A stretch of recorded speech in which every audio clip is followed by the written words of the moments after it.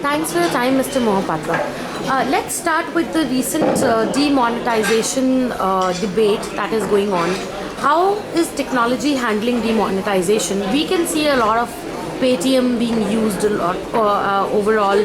We can see a lot of e-money being used overall. But do you see some more steps that can be taken in this direction? Absolutely. I think it is a very good, most appropriate and apt policy intervention to take the country from a cash economy to a large amount of bank economy or digital economy, which is accounted for. There are various kinds of data points, and I'm told only 15% of the total money that was transacting was, either through bank or through legitimate channels. And it would have, on its normal course, taken tens of years, 20, 30, 40 years to reach any acceptable proportion compared to some of the other countries. Correct. But this for sure is going to accelerate the process of, more banked and more, legitimate channel of spending.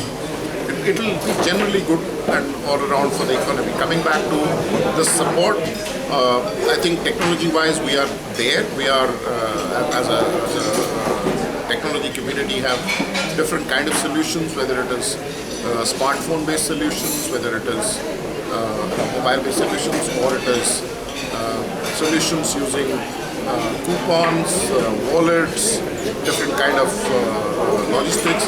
The scale on this is on the issuance side, on the consumer side. On the merchant side, merchants accepting cards and accepting payments. Obviously, the debit card, credit card penetration had reached. By default, everybody gets a debit card who opens a bank account today. Correct. But merchants were not accepting because they didn't have POS.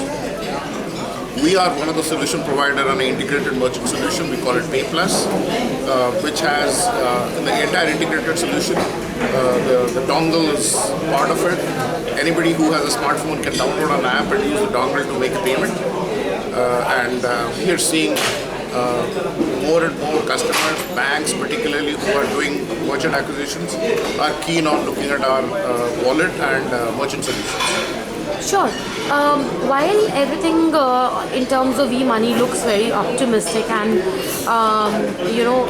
it is really pro the decision that has come from the Indian government, what we are wary about is the fact that is the company having enough, country having enough infrastructure to support the decision in terms of connectivity, in terms of making the mobile wallets, accessible to people.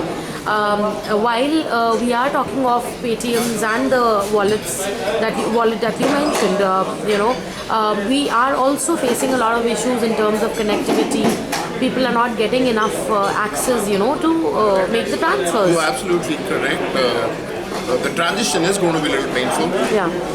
The estimates are between a couple of months to 6 months it may take to reach any accepted level of service. Correct. Both in terms of connectivity, broadband, merchant network, all that. Right.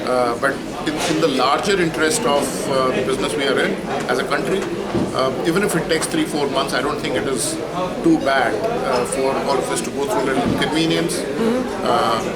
There is no other way to do this. So while you are right in saying that there is not enough, but this policy intervention has accelerated the process of broadband penetration and infrastructure development. Sure.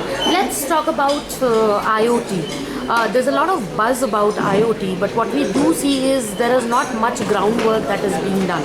It is just on papers and on discussion tables that we talk about IoT. Do you think I am correct? And if at all I am, then when do we see IoT becoming a reality in India? So if you can divide the IoT scenario in two buckets, one is what I call the enterprise IoT, the other is consumer IoT. Correct. The consumer IoT will take some time.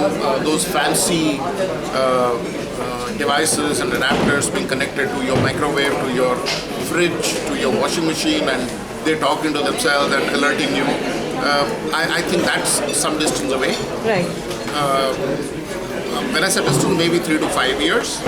But the enterprise IoT, where in logistics, let's say DHL or Blue Dart or any courier service, for tracking their packets, for knowing exactly where the deliverables are. Same is true about the home delivery of e-commerce goods. Is one area that is huge value, and it's already been on a pilot stage in some of the use cases. Same is true about manufacturing, where you track semi-finished and finished, what in financial terms called as work in progress, the warehouse, the logistics. That's another application. So these are some that will happen quicker or sooner. So it's something which is beginning to happen.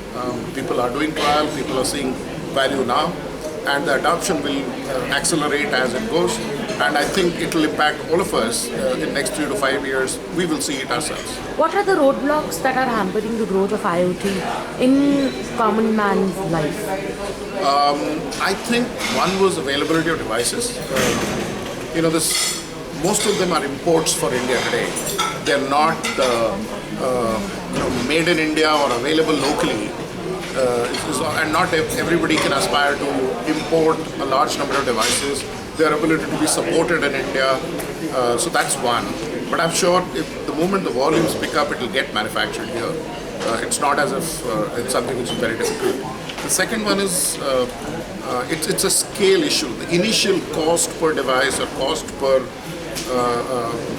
whatever IoT element is going to be a little high. Only when it reaches a critical mass, that will become truly affordable and will get absorbed in most of existing costs. So it's a natural barrier to itself, and once the volume peaks, it will accelerate even faster. Sure. Mahindra Comdev as a company has just got a revamp in terms of its brand and its brand image. What is the business of tomorrow, and how are you going to be a part of the business that is happening tomorrow? So we constantly reinvent ourselves. We've been doing it for over a decade now. And what we have gotten into right now is saying that the world around us is changing. We need to adapt ourselves to the change. We constantly want to remind all our employees, all our stakeholders, our business partners and our customers, and keep in mind and laser sharp focus on the business of tomorrow in terms of the change that is impending and how we need to adapt ourselves. So whether it is in the data or the content or the mobile commerce or mobile payment space, we constantly keep looking at these three areas for our business of tomorrow. And that the focus of business of tomorrow is anticipate what tomorrow is going to be and prepare ourselves for the tomorrow rather than responding to market needs. Sure. What are the key technologies that will make an impact on the business of tomorrow? Actually, that's been already talked about. I see from a technology point of view, the cloud and the IoT would obviously be significant. For us, cloud would be a big one. The machine learning is going to be, or AI, artificial intelligence is going to be the other big one. The bots will play a big role. The user experience and associated technology for improving user experience as it technology percolates to common man is going to be a significant one. But the binding factor for all of them would be BI and analytics, as we deal with large chunks of data that's generated in the network and the systems, and making sense out of that data. Sure. Thank you so much for your time, sir. Thank you. You're welcome.